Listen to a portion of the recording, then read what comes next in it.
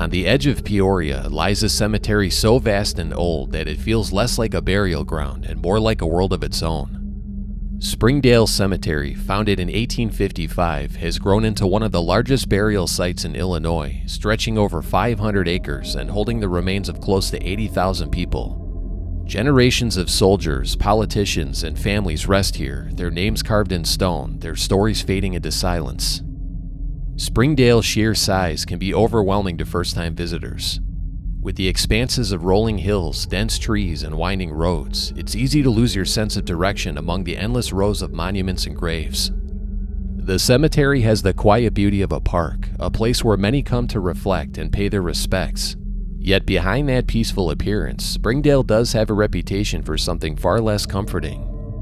For generations, stories have circulated about ghost sightings, occult activity, and even eyewitness accounts of a massive bird with a 20-foot wingspan that was seen flying over the cemetery in 2013. The cemetery's most famous legend is that of the Lady in White, the ghost of a young woman that countless witnesses over the years have claimed to see walking among the graves deep in the older sections of the cemetery.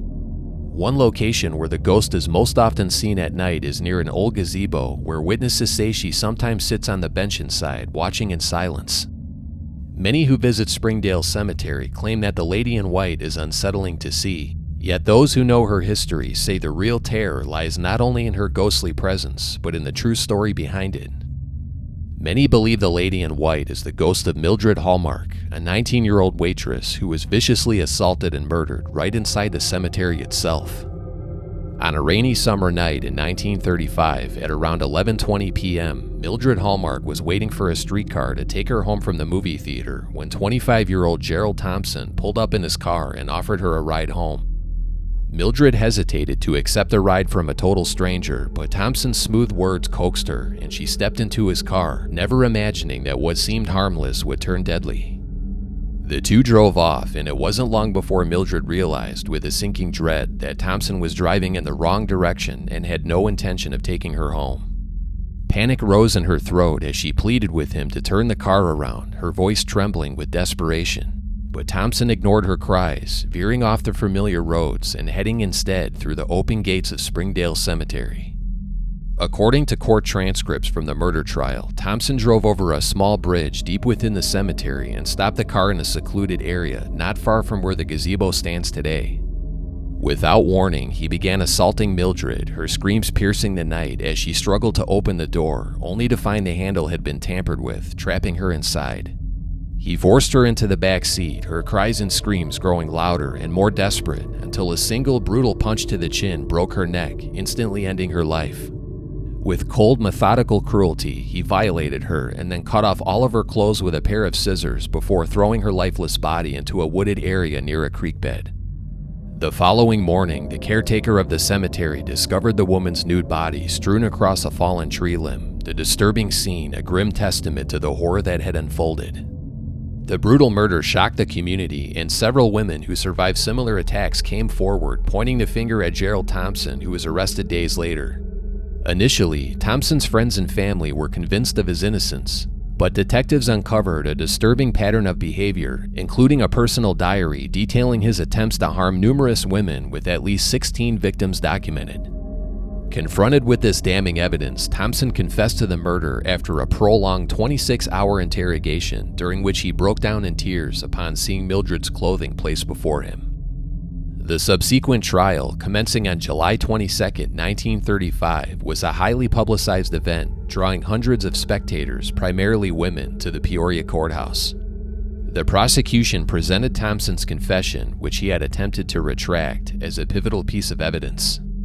Despite his defense's objections, the jury found Thompson guilty on July 31, 1935, and recommended the death penalty.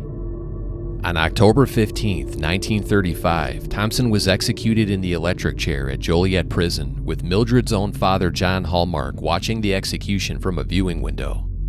At 12:15 a.m., he was strapped into the electric chair, nicknamed Old Smoky, and John Hallmark watched his daughter's killer receive 2,500 volts of electricity, his body thrusting forward and then slumping into the chair when the current was cut off by the executioner.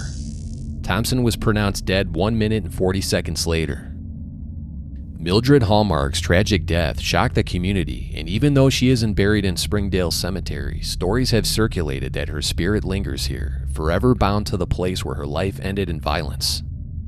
Over the years, countless visitors have claimed to encounter the Lady in White drifting among the tombstones of the cemetery. She is often described as a young woman in a flowing white dress, sometimes with a small hat matching what Mildred Hallmark was last seen wearing on the night she was murdered. Her figure is said to appear in the quiet hours near dusk or just after nightfall, moving silently across the grounds as though retracing her final tragic steps. One of the most common locations for these ghost sightings is the area near the old duck pond, long since filled in and replaced by a gazebo that was placed there in her honor. Witnesses report seeing her walk toward the gazebo as if searching for something lost, only to vanish before their eyes. Others have claimed to hear faint sobbing or whispers that seem to come from nowhere. Whether she is truly the spirit of Mildred Hallmark or someone else, the Lady in White continues to haunt the lore of Springdale Cemetery, an eternal figure bound to the shadows of the place where innocence met horror. While the Lady in White may be Springdale Cemetery's most well-known legend, she is far from the only story these grounds hold. Along the winding paths that lead toward the notorious Coal Circle, local artist Don Kettleborough left his mark by painting vivid, almost dreamlike images on several mausoleum doors and pillars. The three-dimensional depth of each hand-painted scene makes the doors feel less like cemetery vaults and more like windows into another world. These painted mausoleums have become a destination of their own, drawing countless visitors who come not only to hear the ghost stories tied to Springdale, but also to marvel at Kettleborough's artistry. Though his work has no connection to the darker legends, it adds another layer of fascination to the grounds. A reminder that in a place known for death and sorrow, beauty still finds a way to leave its mark. Just beyond the painted mausoleums lies another site that has captured the imagination of visitors for very different reasons. Known as the Coal Circle, this memorial plot is arranged in a perfect ring of graves, a formation that has given rise to eerie legends over the years.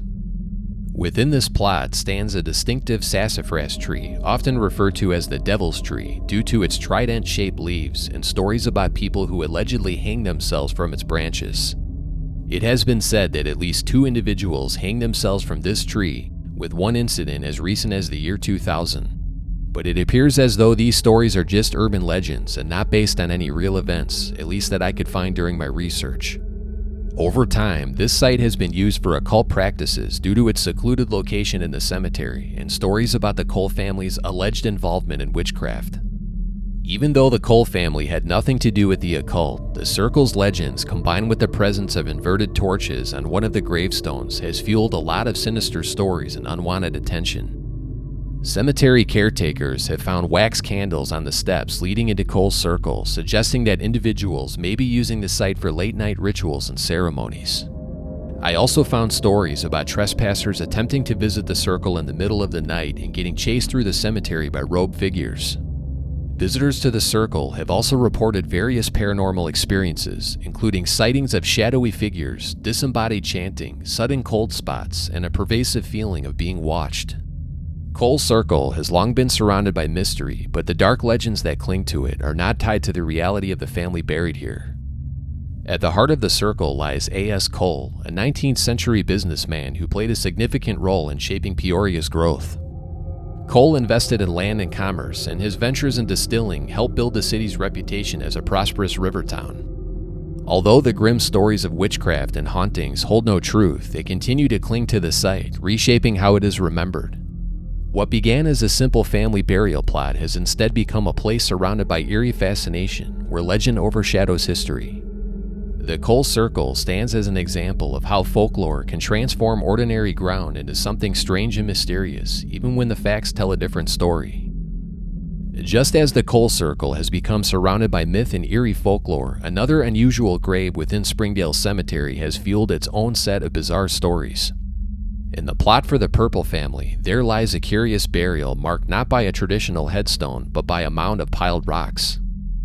Local legends have long claimed this grave to be the resting place of a warlock or a vampire, with the rocky mound said to serve as a way of keeping the supernatural being trapped beneath the earth. In reality, though, the truth is far less sinister. Historical records show that the Purples, one of Peoria's most prominent early families, used the plot to bury a beloved horse, according to comments I found from a cemetery worker. The Purples were well respected in the community, known for their role in Peoria's business and civic development during the 19th century. The family included prominent figures such as Norman H. Purple, who was an attorney, a judge, and later a justice of the Illinois Supreme Court, and he allegedly had a reputation for being quite mean and difficult to get along with. Stories about Norman Purple's poor demeanor, along with the unusual grave, could have influenced stories about the so-called Warlock buried here, even though this plot contains no human remains that I'm aware of. Despite the facts, the unusual rock-covered grave continues to capture the imagination of legend trippers. From eerie legends of warlocks and apparitions to the sober truths of history, Springdale Cemetery holds no shortage of mysteries. Yet not every grave here is wrapped in folklore. One of the most significant belongs to Dr. George Zeller, a name that carries great weight in Peoria's past. Unlike the Coal Circle or the Purple's graves, Zeller's grave itself has no legends of hauntings or superstition attached to it, but it is still a site worth mentioning. Dr. Zeller was the superintendent of the Peoria State Hospital, remembered both for his compassionate care and his own chilling ghost story connected to the institution. His work and the strange tales that Zeller wrote himself became inseparable from the hospital's haunted legacy. In the next video, we'll step inside the cemeteries of the Peoria State Hospital, where thousands of former patients were laid to rest. We'll explore the haunted history, the eerie legends that surround them, and one of the most famous ghost stories ever tied to the asylum. But what do you think about the haunted legends of Springdale Cemetery? Have you actually seen the lady in white here or another ghost? Leave a comment below and share your thoughts and stories. And if you enjoyed the video, give it a thumbs up and hit the subscribe button now to see future videos like this one. And if you want to help support my work and the production of future videos filmed at haunted places, consider making a donation or becoming an official member of my channel. Click the join button for details. And if you want to share a creepy photo or suggest a haunted place for a future video, you can reach me at the email found in the video description below. Thanks for watching.